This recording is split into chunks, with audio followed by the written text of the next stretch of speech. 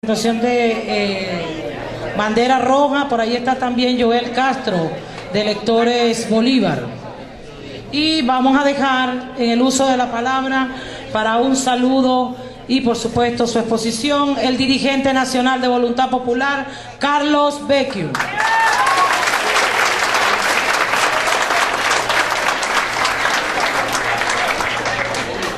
Bueno, muy buenos días a todos. Para mí es un placer compartir con ustedes, darle las gracias a los organizadores de este evento, especialmente a nuestro gran amigo Andrés Velázquez, que ha sido un luchador contra la corrupción. Este tema es complicado, pero no por eso debo de expresarle, cada vez que vengo acá, un recuerdo que enamora de Puerto Ordaz. Una novia, y me decían a mí cuando pasaba de Maturín para acá, el chalanero. Recuerdo esa frase que me identificaba a mis amigos. Pero en este espacio yo quiero dejarle brevemente varios mensajes. Este gobierno se enfrenta a lo que yo denominaba una tormenta perfecta, una crisis política derivada de lo que fue las elecciones del 14 de abril, una crisis económica que ustedes la están viviendo, la estamos sintiendo en el bolsillo todos los días, cuando vamos al mercado y no podemos comprar producto porque o no lo hay, y si lo hay no lo podemos pagar. Una crisis social derivada de la inseguridad, falta de servicios públicos, la luz, etcétera. Y hay una guinda que tiene toda esa tormenta, y no por guinda deja de ser importante. Para mí es epicentro de todo esto, que es la descomposición ética moral de quienes hoy nos gobiernan. Un saqueo es lo que se le está haciendo al país en este momento. Un reparto del botín. Y lo veíamos, o no lo veíamos, lo escuchábamos en el audio que presentó Ismael García de Mario Silva. Lo que sabíamos que era una función privada, que sabíamos que estaba ocurriendo, salió a la luz pública en ese video o en ese audio. Veíamos cómo se repartían el poder los grupos que están hoy gobernando. Y en ninguna parte de ese audio ustedes escucharon, bueno, ¿y cómo queda la gente? ¿Cómo queda el más pobre? ¿Cómo queda el más necesitado? No, ahí lo que había era una discusión, es ¿cómo quedo yo? De manera que ustedes me preguntan, bueno, entonces, ¿qué sistema tiene hoy Venezuela? Bueno, yo les tengo que decir que no es una democracia, sino una cleptocracia. Y ustedes me preguntarán, ¿y eso qué es? Y para ponerlo sencillito, eso es unos mafiosos repartiéndose el botín. Gobernar de esa manera. Y si eso es a nivel nacional, bueno, aquí en Bolívar, la corrupción es tan bárbara que a Bolívar lo dejaron sin un bolívar. Así es de bárbara la corrupción en este estado. Aquí es una epidemia. Como dijo Ismael García una vez a Antonio Ledesma, si pasaba por Miraflores te dejaban sin cartera. Bueno, aquí lo dejan hasta sin la ropa de quienes han gobernado este estado en los últimos años. Ha sido un saqueo completo. Un saqueo completo. Así que esa corrupción tiene varias consecuencias.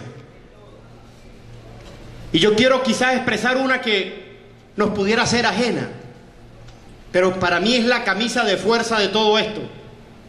Una de las grandes consecuencias que produce esta corrupción es precisamente la deslegitimación de nuestro sistema político. Es el cuestionamiento completo de la estructura del Estado. ¿Cómo funcionamos como sociedad? ¿Cómo podemos construir una democracia sólida?